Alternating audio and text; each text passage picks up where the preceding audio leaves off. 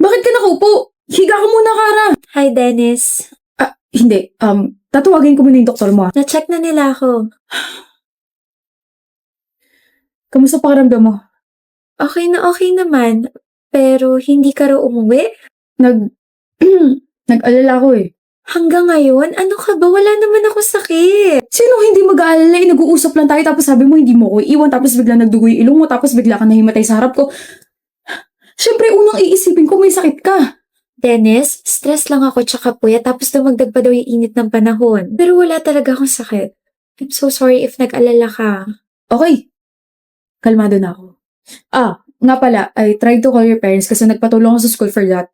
Kaso, Walang sumagot ng tawag, right? Yeah. My parents are separated and both of them are busy sa mga kanya-kanya nilang families. I think nakalimutan nila na yung unika iha nila is buhay pa. I mean, nagbibigay naman sila ng allowance pero yun na yun. Kaya naman I have so much love to give. Gusto mo ba? pwede ba? Pwede na ba? Kung nasa stress ka, ask for my help. If hindi ka makatulog sa gabi, call me. If you wanna talk to someone, nandito ako. And I'm so sorry for being harsh. I'm glad you're now opening yourself to me. Thank you, Dennis. Hindi. Thank you, Kara, for breaking my walls. Hello, Kara? Sabi mo kapag stress ako, hingi lang ako ng tulong sa'yo, di ba? Nasa ka? Ang bilis mo naman. Hinahawakan ko lang yung kamay mo kasi stress ka. Baka kasi lobat ka pa rin eh. Di ba sabi mo na lobat first sight ka sa akin? Ano problema? Sabay-sabay lang yung projects, yung assignments, and sa family. Gusto mo pag-usapan? Hindi na okay na to. Charge na ako gamit yung kamay mo. Gusto mo kumain? Bulaga! May luga. Simula na naging komportable ka sa akin, lumalabas na yung tunay mong ugali. Hindi ba pwedeng gusto na kita kaya ganito ako sa'yo? Ako na yata yung nabulaga. Halika na nga, tinda kita sa bahay niyo. And we're here. Thank you sa paghatid, Dennis. May nakakalimutan ka yata, Kara. Kiss sa pisngi. Ingot yung bag mo. Good night. Good night. Kara, Dennis, congrats sa atin. Graduate na tayo. congrats rin. For you. Thank you. Akala mo ako lang meron? Siyempre meron ka rin. Ako rin meron. First time ko makatanggap ng ganito. Baka first kiss ako na rin, ha? Okay, pumapayag na ako makuha mo yung first kiss ko ngayon. O hindi pa tayo, ah. Ako dapat yung nagsasabi niyan kasi inopen mo yung topic ng first kiss eh. Hindi pa tayo, Kara. Hindi pa nga kita sinasagot eh. Visit ka. Nakausap ko na yung parents ko. Really? Yes, ginawa ko yung sinadjust mo sa akin. Inopen ko yung feelings ko sa kanila na bakit hindi sila nagpunta ng graduation ko, bakit hindi nila sinagot yung tawag nung na-hospital ako, bakit ganito, bakit ganyan. And? They were sorry. They actually thought na I was doing fine kasi nga lagi ako may allowance, diba? But they never thought daw na makakaramdam ako ng loneliness. I was mad. I was hurt.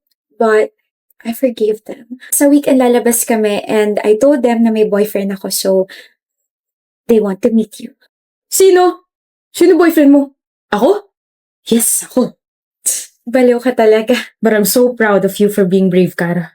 Di ko naman ito magagawa kung wala ka eh. Thank you, Bobby. Mahal din kita. Wow! Here's what you requested, Bobby. Your favorite ulam. And here's my gift. Pangkabuhayan showcase. Oh, mahal na mahal mo talaga ako, no?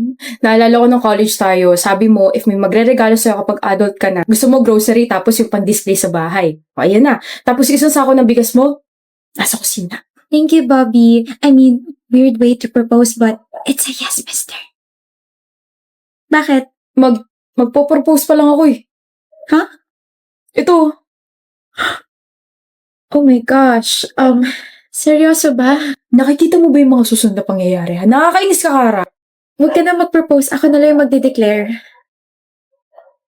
Dennis, my Bobby, I will marry you. I am marrying you. I love you so much. Mas mahal din kita. Sorry. Alam ko. Alam ang alin. Ha? Alam kong gwapo ako, so please huwag mo na akong titigan. Alam ko rin, na gusto mo nang ihampas sa akin yung dala mong bag. Iba na talaga mga kabataan eh. Ang kapal ng mga magbuhat ng sariling bangko. Kala ko naman kapag nag-college na ako, pwede na ako magsuot ng kahit na ano. Ka-uniform pa rin pala. Init no. Pero at least we don't have to think kung ano yung pwede natin suotin araw-araw, di ba? Draven nga pala. Marketing irregular student. Okay, ano pangalan mo? Alam kong hindi mo ako titigilan base dyan sa mukha mo. Gladys, ayoko maging friends tayo. Ayoko. Sige, best friends na lang. Gladys! Masakit dyan mo? Lagi ka na lang kasing nakahawak dyan. Ito. May abs kasi ako eh. Nag-aalala ka na sa akin na bored lang ako. Lalambot din yung puso mo sa akin. Gladys! What is the meaning of this? Bakit di mo ko hintay? Tagal mo eh. Sabi mo sabay tayo pumasok. Di mo kayo mag-isa? Hindi. Ako sa'yo. Gladys, may iba ka pa bang friend? Wala. Meron! Ako. Pinilit mo kaya ako. Pero, hindi mo ba trip yung iba nating mga blockmates? Trip? Then bakit hindi ka nakikihalubilo sa kanila? Dito ka na lang lagi sa likod nakapwesto like me. Trip ko sila pero hindi ko masabayan yung trip nila. Okay na. Ako? Sasabayan kita sa trip mo kahit lumangoy ka pa sa fish pond. Yung mga trip kong kaibigan, tahimik. Tahimik ako. Tahimik ako, Gladys. Promise. Sorry kung hindi ako nakapunta sa family dinner nyo kagabi Ayos lang. Hindi kasi ako pwede lumabas eh. Draven. Ayos lang. Nga pala, aalis ba kayo sa araw ng mga patay? Kasi kami oo. Dadalawin namin yung grandparents namin. Saan nyo dadalawin? Baka magkrusunandas natin. Oh? Sa Manila Memorial Park, sa Columbarium. Doon din kami! Best friend talaga tayo. Psst, doon lang po ako Kang lalayo.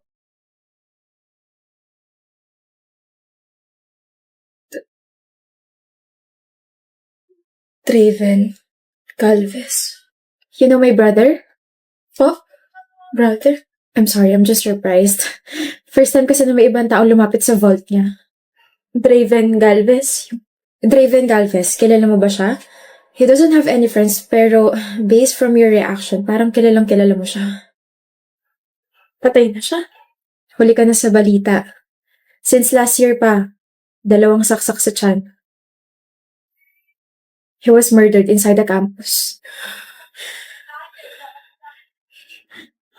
Gladys! Bakit nandito ka sa campus? Araw ng mga patay na. Bakit naka-uniform ka? Bakit? Totoo ba? Totoo bang patay ka na? Sorry, hindi ko sinabi. Naghihintay ako eh. Naghihintay ako na may makita sa akin dito sa campus at madalaw ako ng taong yun sa vault ko. Yun yung huli kong kailangan gawin bago ako payagang makaalis dito sa school.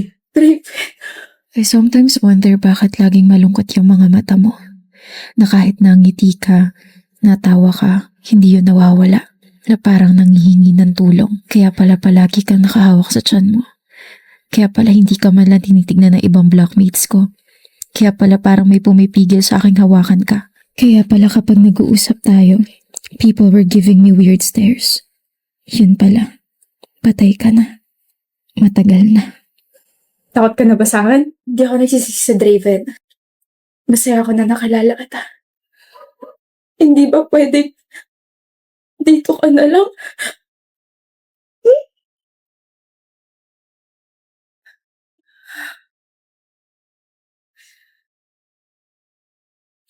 Gusto kong punasan yung luha mo kaso dito ka na lang. Gladys, hindi na pwede. Thank you. And sorry kung iiwan na kita rito Kailangan ko na magpahinga na tuluyan eh. Bye-bye, Gladys. Salamat sa lahat. And that's it. That's the end of her story. I didn't even get a chance to sabihin I fell in love with him. I fell in love with Draven. Sabi mo may boyfriend ka, Iris? Meron nga! Nagsisinungaling ka, aminin mo na lang kasing NBSB ka. Hindi naman dapat kinakahiya yun eh. Kung NBSB ako, hindi ko talaga ikakahiya yun. Pero sorry ka, may boyfriend ako. O sino? Sino yung malas na lalaking yun? Si Lucas! Si Lucas? Oo! Si Lucas Martinez. Siya si Lucas Martinez. Masungit, Mataray, mayabang, at higit sa lahat, hate na hate ako. Yun nga lang, hindi alam ng marami na may mga atraso ako sa kanya. Nandyan yun nabato ko siya ng sapatos dahil na-frustrate ako sa score ko sa chemistry. Meron naman sa sobrang saya ko tumama yung kamay ko sa leeg niya nang hindi sinasadya. At ang pinakamalala ay natapilok ako, tumama yung kamay ko sa phone niya at nabasag ko yun. Pinatulan ka? Ni Lucas? Nakaka-offend ka. Ako kaya yung pumatol sa kanya. Hinabol niya ako tapos... Sino humabol sa'yo? Lucas! Hinabol mo raw siya. Halika! Usap tayo. Narinig mo lahat? Oo, nasa likod niyo ako eh. Ano ulit yung sinabi mo? Girlfriend kita? Pinatulang kita? Hinabol kita? Sigurado ka ba ako yun? Alam ko marami akong atraso sa'yo pero Sino ka ba? mabuti yan. Hindi mo ako kilala. Kilala na kita. Tinamaan mo ko ng sapatos, tinamaan mo ko sa leeg at binasag mo yung phone ko. Ikaw yun. Correction, natamaan, hindi tinamaan. Nabasag, hindi binasag. Not intentional lahat ng mga yun. Ginawa mo pa rin. Nagawa, hindi ginawa. So ano gusto mo mangyari? Huge favor. Ayoko. Lucas, I promise, I will let you break up with me. Ano? Just pretend to be my boyfriend for months. Bakit naman ako papayag sa gusto mo? Kasi gusto talaga kita. Gusto maging, peace, prosperity, kapit-bisig. Ano makukuha ko dyan sa gusto mo? Name it. Bayaran mo tuition ko. Don't name it. Like, never mind. Ako na lang yung magsasabi, okay? Ang makukuha mo, extra fame and extra sauce. Imagine, papatal ka sa isang nobody. Like, masasabi ng mga tao na, bait naman ni Lucas, pumapatol sa hindi niya ka-level. Mababansagan kang, gwapo na, mabait pa. Aray, grabe yun na. So payag ka na? Do whatever you want. I'm Iris. Alam ko. Alam niya? Fruity. Anong ginagawa mo rito sa classroom namin? Eh di sinusundo ka ng girlfriend mo. Sinusundo kita. Mukha kang tanga. Anong gagawin ko dyan? Magpapalit tayo ng bag. Okay lang sa akin. Total, masakit naman na yung balikat ko. Dalhin mo ka ako yung bag ko. Marami kayo nakamasid. Wala nga tao rito sa corridor eh. May CCTV. Uwi ka na? Obvious ba? Ano ba yan? Wala ka man lang baka sweet-sweet dyan. Like, ingat. Rar. Take care. Hindi ako mahilig sa matatamis. Ayan. Hatid mo ako. Bakit? May nakamasid pa ba sa atin? Wag na nga, Lucas. Baka nakaka-istorbo pa ako sa'yo. Baka, may lakad ka pa. Something like that. Anyway, thank you for today and thank you for the patience. Tandaan mo boyfriend pa rin kita sa Monday. Kaya mo to, Iris. May bagkan mong malaki. Kaya mo to. Ako to. Pwede mo naman kasi akong tawagin. Naiwan mo kasi yung paper bag mo. Okay ka lang ba? Halika, hatid na kita. Hindi na. Sa school lang naman valid yung deal natin eh. I insist. Pares din naman tayo ng way. Okay. Mag-isa ka lang ba sa apartment mo? Bakit mo natanong? Hindi kasama sa deal natin yan Sira, para ka kasing takot na ewan. Di ba mataray, masungit, tsaka mayabang ka? Don't tell me, nafu-fall ka na agad sa akin. Uy, kanina lang naging tayo Bawal ba maging concern? Grabe, Lucas, ang rupok mo pala. Huwag kang ma-fall, bawal yan. Hindi ako na-fall. Wala pa nga ako nilalabas na charm eh. You're charmless. Salamat sa paghatid, pwede ka na umalis. Hindi mo pa sinasabi yung totoong rason kung bakit gusto mo yung ganitong setup. You're scared of me tapos may mga atraso ka sa akin, Iris. I'm sure may mas malalim na rason pa kung bakit gusto mong gawin to. Actually, wala namang malalim na rason. Kaya ako to ginagawa kasi gusto ko lang talaga mapalapit sa'yo. And, ayun, gusto ko mapalapit sa'yo kasi gusto nga kita.